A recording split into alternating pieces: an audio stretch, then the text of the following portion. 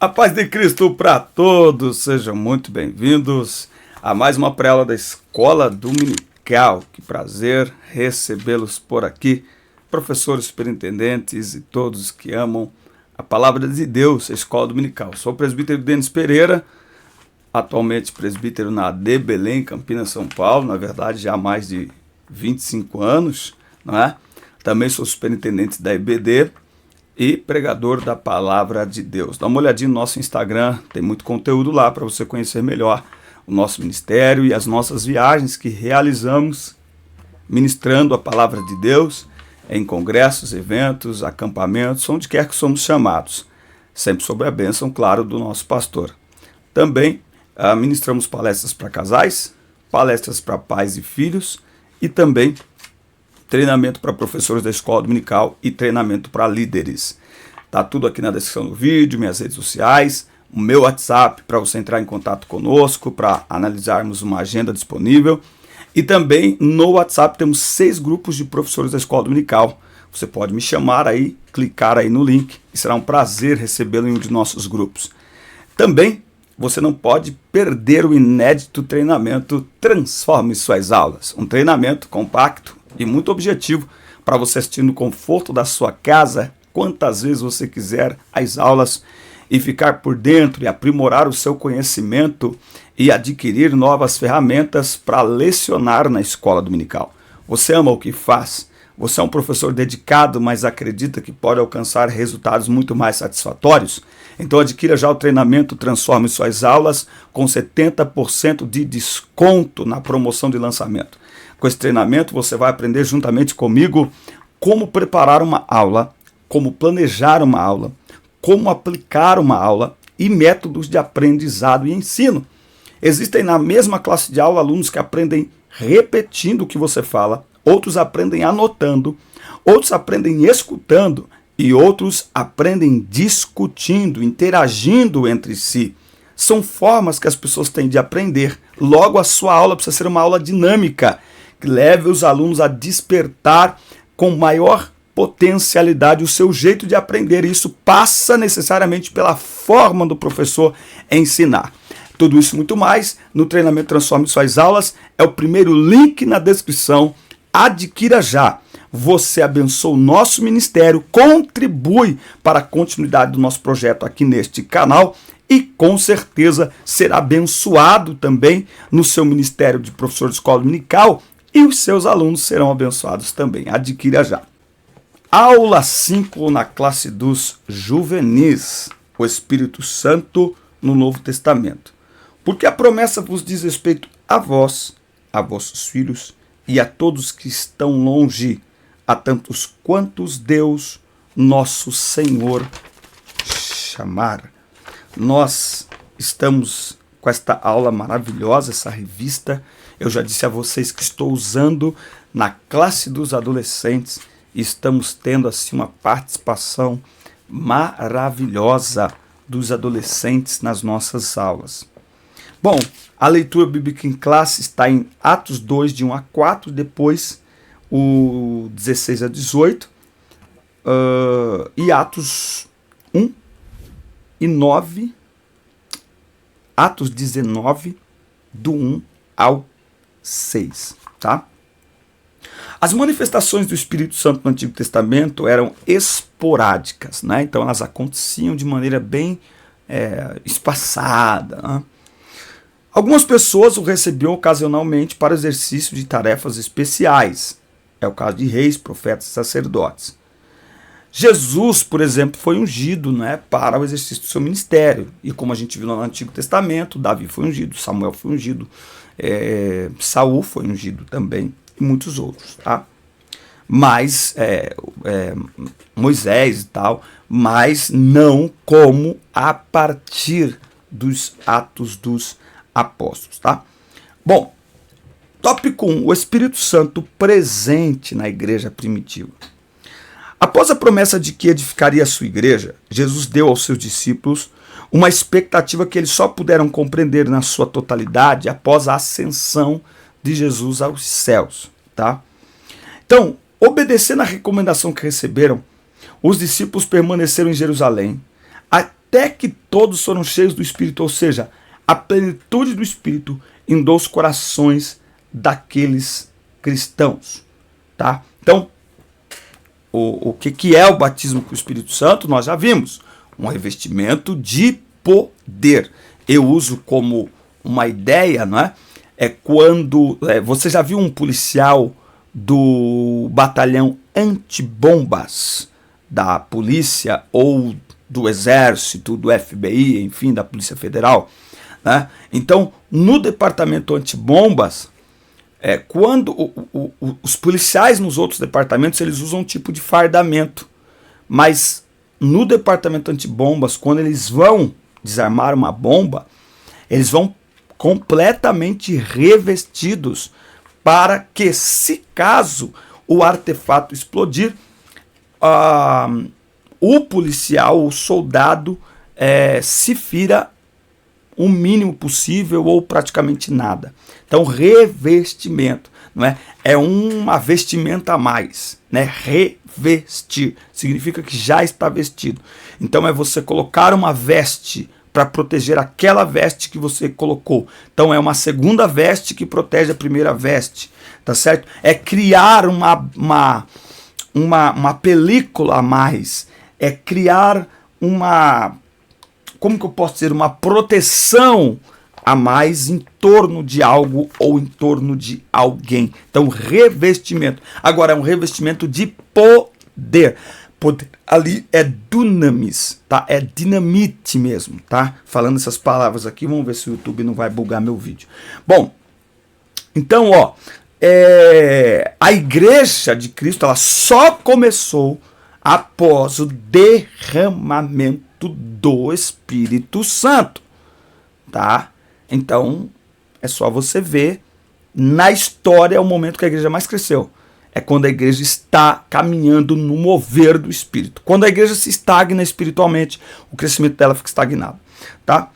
Olha só, tópico 2, sobre a direção do Espírito Santo, tá? E aí, Atos 2, 40 e 47, é um texto que eu acho maravilhoso aí sobre a igreja, e perseveravam na doutrina dos apóstolos, que era na palavra, na comunhão, no partir do pão e nas orações, tá? Então, uma igreja verdadeiramente avivada, ela tem essas 4 características, tá bom? Ela ama a palavra e a autoridade pastoral, ela reconhece, veja, a doutrina dos apóstolos. Então, uma igreja avivada reconhece a palavra pastoral, reconhece a autoridade pastoral. Tem uma turminha hoje falando de avivamento, mas nem pastor tem. Aí não dá, né? Então, uma igreja verdadeiramente avivada, verdadeiramente cheia do Espírito Santo, ela reconhece a autoridade pastoral, ela ama a palavra de Deus, certo? Ela está unida, ela é uma igreja onde existe comunhão, tá? Então não vem com essa de que não tem que congregar. Congregar é comungar, é sentar na mesma mesa, é participar do mesmo banquete, é se tornar um com os seus irmãos, é lembrar-se que, independente de classe social ou status, todos somos iguais diante do Senhor, tá certo? Tem uma turminha aí falando de direitos iguais, mas nem na igreja vai, porque se julga mais crente ou um crente diferente do que todos os outros. Isso é conversa, isso é confusão espiritual, isso é balela espiritual, tá? A igreja de Jesus Cristo, a igreja verdadeiramente avivada, uma igreja verdadeiramente pentecostal, cheia do Espírito Santo, os membros amam congregar, amam estar lado a lado uns com os outros e amam servir uns aos outros, né? Então os desigrejados, eles são formados por pessoas que não querem comungar e não querem servir. Então ser igreja é servir uns aos outros. Se Jesus veio para servir, quem sou eu para não servir o meu irmão? Se eu não sirvo o meu irmão que está indo para o céu junto comigo, eu vou servir quem? Né? Então, primeiro os domésticos na fé, mas os desigrejados não têm domésticos da fé, porque eles são crentes em si mesmos. Eles criaram um evangelho próprio, um Jesus próprio, e por aí vai, essa é a grande verdade, goste quem gostar. Eles também perseveravam no partir do pão, de maneira que entre eles ninguém tinha necessidade. Eles cuidavam uns dos outros cuidavam das necessidades uns dos outros. A maior ação social da igreja acontece dentro da própria igreja. E olha, irmãos, nós precisamos, nestes dias que estamos vivendo, nós precisamos sim dar publicidade ao que a igreja faz. Você concorda com isso? Fala para mim aqui nos comentários. Hoje em dia, você faz uma publicidade de uma ação social que a igreja faz, de um trabalho social, cesta básica, uma coisa que a igreja faz. Um monte de gente, isso aí é hipocrisia. A Bíblia diz não faça com a mão, que a mão esquerda não saiba o que fez a mão direita. Queridos, mais do que nunca a igreja está sob ataque. E nós precisamos mostrar para o mundo que não existe nenhuma instituição nesta terra que faça mais ação social do que a igreja. Primeiro no campo espiritual, porque através da igreja do evangelho, milhares de pessoas, milhares de criminosos, milhares de violentos e violentas, milhares de viciados são salvos, são resgatados, se tornando homens e mulheres de bem, chefes de família, mães de família, bons empregados, bons cidadãos. Isso ninguém conta. Nós precisamos testemunhar, irmãos, o poder de Deus que transforma vidas e que tem impacto na sociedade. Também nós precisamos testemunhar que a igreja cuida das pessoas. A igreja cuida das pessoas. Você pode chegar hoje em qualquer igreja, da menor a maior. Você vai sair de lá, no mínimo, com uma cesta básica. No mínimo, vai ter lá uma cesta básica. A igreja alimenta milhares de pessoas. A igreja sustenta milhares de pessoas. A igreja veste milhares de pessoas. Tá? Agora, lamentavelmente, tem muitos cristãos dando ouvidos, inclusive muitos jovens, muitos adolescentes, dando ouvidos a gente que não é de igreja nenhuma, dando ouvidos a gente que nunca serviu à igreja, mas fica pegando os defeitinhos da igreja e vai para a internet e isso viraliza. Então, pelo amor de Deus, a igreja de Cristo cuida de pessoas. As vidas dos membros são transformadas em todas as áreas quando se entra numa igreja, tá certo? E eu nem estou falando aqui apenas de uma placa, não. A igreja cuida das pessoas, tá? E eles também perseveravam nas orações. Igreja verdadeiramente avivada, verdadeiramente pentecostal, ama orar. Aí esse Jesus estava falando com a líder e ela dizendo assim para mim, mas antigamente as pessoas vinham orar. Hoje em dia a gente vai orar, você chama de 30, vem 3. Aí eu perguntei para ela, me mostre Jesus acompanhado de uma multidão para orar. Tem? Não. Então acabou. Então a gente não ora porque vieram. A gente não ora porque tem uma multidão. A gente só ora. Ponto. Acabou. Faz a sua parte. Esse que é o problema. A gente fica pensando, o outro não vai, acaba não indo ninguém. O dia que a gente entender, eu tenho que orar, a igreja fica cheia de gente para orar. Então o primeiro a orar é o líder. E não jogue isso na culpa das pessoas. Porque tem muito líder que diz, ninguém ora, ele está falando dele mesmo. Mas para não assumir publicamente que ele não gosta de orar, então ele diz, hoje em dia ninguém ora. Quando o líder diz isso, ele está falando dele mesmo. Pensa nisso. Bom, tópico 2, sobre a direção do Espírito Santo. Tá. Depois do batismo no Espírito Santo, os crentes da igreja primitiva sentiram mais temor e não faziam nada sem a direção divina. Reuniam-se, oravam, viviam unidos em um só propósito, compartilhando. Uma das grandes provas da presença do Espírito Santo numa igreja é a união dos crentes. A união dos crentes. Uma igreja verdadeiramente avivada e cheia do Espírito Santo, ela é uma igreja unida. E há poder na união. Quando nos unimos, podemos ter poucos recursos ou até mesmo não termos nada de recursos.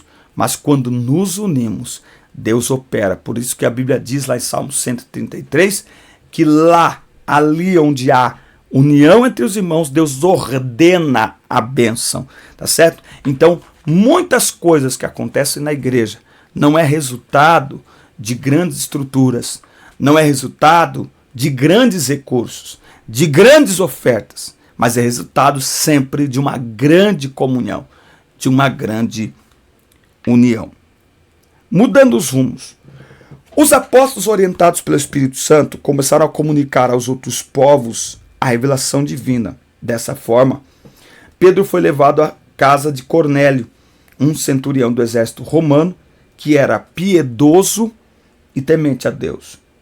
Filipe foi levado pelo Espírito para testemunhar em Samaria e particularmente evangelizar o eunuco etíope. Paulo vivia sempre dependendo da ação do Espírito Santo para tomar decisões. Certa vez, por exemplo, aqui em Atos 16, o Espírito impediu que Paulo e Silas seguissem para a província romana, não é? Então, o mesmo Espírito que diz sim, diz não. Tá bom? O mesmo Espírito que diz sim, ele também diz não. A partir do cumprimento dessa promessa, temos o Espírito Santo conduzindo os rumos da igreja. Cada crente passa a ser sua morada e tem sua vida guiada por ele, tá bom? Então, o derramamento do Espírito Santo, o batismo com o Espírito Santo, é uma experiência extraordinária. E assim, é impossível viver esta experiência e continuar a mesma pessoa. Você, professor de escola dominical, tem aí alguma experiência para contar para nós? Conta para nós aqui nos comentários, conta aí para nós aqui nos comentários. Olha só, eu conto rapidamente a minha experiência. Inclusive eu contei domingo de manhã agora. Eu era um adolescente, né? Eu era um adolescente, né? Que estava na igreja, levado pelos pais. Mas teve uma noite que a palavra me tocou por volta de 12, 13 anos. E eu chorei como criança naquela noite. Não me lembro do culto, me lembro do lugar, a igreja já está reformada, mas o meu irmão mais velho que eu, ele congrega nessa igreja até hoje, eu prego lá algumas vezes durante o ano. O pastor que está lá com a sua esposa são amigos pessoais nossos, inclusive esteve no último podcast, pastor Shin, tá bom? Dá uma olhada aqui no canal, a gente tem podcast ao vivo sábado às 9 da manhã. E já que eu tô falando nisso, inscreva-se, ative as notificações, dá like no vídeo, deixe seu comentário que é importante para nós e adquire o treinamento Transforme Suas Aulas. Me dê um presente de Natal, adquire o treinamento Transforme Suas Aulas. Olha só, e eu me lembro que a partir daquela noite, a minha vida nunca mais foi a mesma. Mas eu tive uma experiência assim interessante, que é o seguinte, eu sempre gostei do altar. Eu sempre quis ser usado por Deus e desde muito cedo escutava a profecia de que Deus iria usar a minha vida. Eu não imaginava, embora eu tenha uma ligeira noção, porque eu conheço o meu Deus. Então quando ele diz que vai fazer algo grande, ele vai fazer. Então eu não fico surpreso quando as promessas de Deus se cumprem. Eu fico admirado, eu fico maravilhado, mas não fico surpreso. Mas uma coisa que me marcou naquela experiência que eu tive com o Espírito Santo, primeiro uma experiência de conversão, tá? Então, num sábado eu me converti pela palavra, foi a palavra que me pegou de jeito. E no outro sábado eu fui batizado com o Espírito Santo. Num sábado foi o culto de jovens da minha igreja na congregação, no outro sábado era um culto mensal de jovens e lá eu fui batizado com o Espírito Santo. Isso mudou completamente a minha vida, de maneira que eu fiquei durante mais de 2 anos sem usar roupa esporte. Tamanha foi a experiência para mim.